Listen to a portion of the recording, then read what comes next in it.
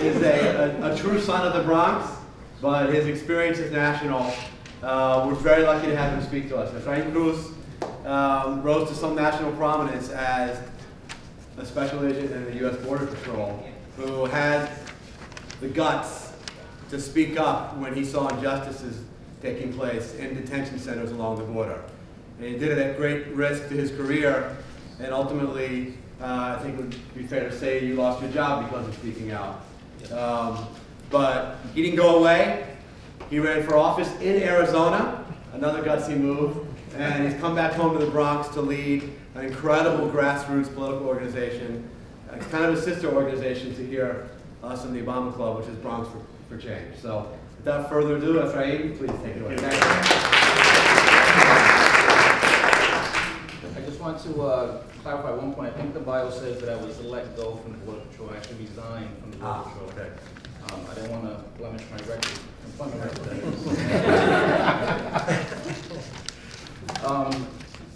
I think Alan raised a very good point in his statements, summed up to one word: accountability.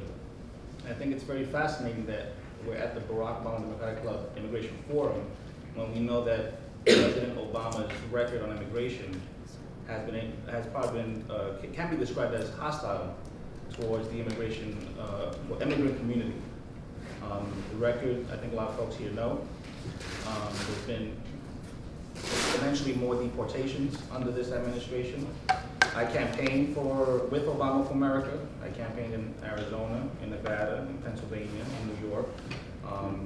So I think I'm from the generation of the Obama team. But I'm also, as Mark mentioned, very capable of policing my own, as I say, whether it's in politics or in law enforcement. And as Alan alluded to in his remarks, we have to start holding our politicians, those in our respective communities, those who claim or purport to represent us, accountable, either for their presence and votes or their absence, because sometimes they don't show, to say they didn't vote one way or another, or to kind of distance themselves from a controversial issue. When I ran for Arizona State Representative, I ran very clearly on the issue of immigration. I said state legislatures in any state have no jurisdiction, should have no right in creating immigration law, which is a federal jurisdiction. We're dealing with foreign nationals. We cannot have a mishmash of laws for the same violation. I was against 287G, officers with an abbreviated immigration training that I had to attend extensively, 4 laws at a 19-week academy. Officers are getting in some sort of workshop, if you will, or just a number of hours in training. It's a disservice to the respective officers, either in a city police department or a sheriff's department.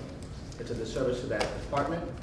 It's a disservice to, by disservice I mean a liability to all these different either people or governmental entities, to give them an abbreviated training and expect them to understand all the cultural stuff that they should know, or the immigration laws, or the ins and outs. In listening to the presentation, under 3 different programs within the ICE Access, the top 3, you can, after presenting secure communities, you can in essence collapse or phase out the CAT program if the fingerprints are going to catch what the officers at jails are doing. You can also phase out the 287G program, because that secure committee program does the job of the other 2. I'm not advocating for it by no means. I'm just saying that what you see here is a saturation and an extension of 3 programs that really, to me, is overkill and a strain on the federal budget. I think that what they're operating from is in 1952, they had the Immigration Nationality Act, which allowed, there was some language which wasn't clear, that allowed local agencies to help with the cases, criminal cases of immigrants, not civil immigration matters, but criminal. And I think that's been abused post 9/11.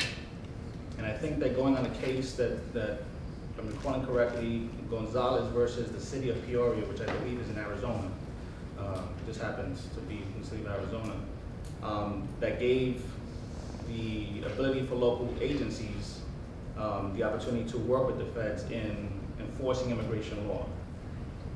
These are things that I've had to come to learn in becoming an agent coming from the Bronx, moving all the way to the Southwest, not knowing anything about the Southwest, not knowing any history of the Border Patrol. But I can tell you that in my first 2 weeks, standing at the fence on the border between Mexico and the US, already I felt guilty accepting a taxpayer check because one, we were failing on immigration. If that's the charge of the Border Patrol, they're miserably failing in their charge to prevent folks from coming across the border. Two, if you're not thinking like a soldier and just taking orders, you're an individual with critical thinking skills, my question to myself was, what is happening south of this fence in the world that all these people are coming this way? And I started looking into NAFTA. And again, I was talking about accountability. Our beloved, Bill Clinton and the Democrats and so forth. What are the effects of the policies that are being passed? The effects on those folks from other countries, the effects on us economically. So I started asking myself and doing some homework. I physically went and I visited some of the maquilas south of the border, those companies that left the US and are now exploiting labor south of the fence.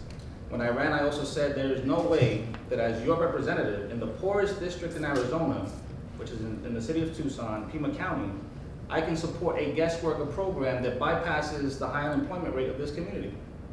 It's a double negative. One, the people here are unemployed, and two, we're gonna bypass a mostly Latino district to allow our people south of the fence to be exploited for a lesser wage with no benefits and all the other intimidating factors that employers have at their disposal. So these are just some of the things I wanted to share, some of my experiences.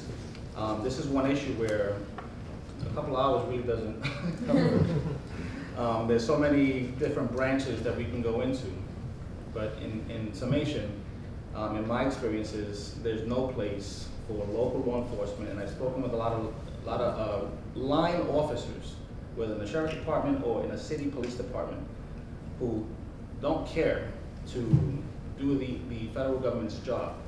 One, they don't have the training. Two, they don't have the resources.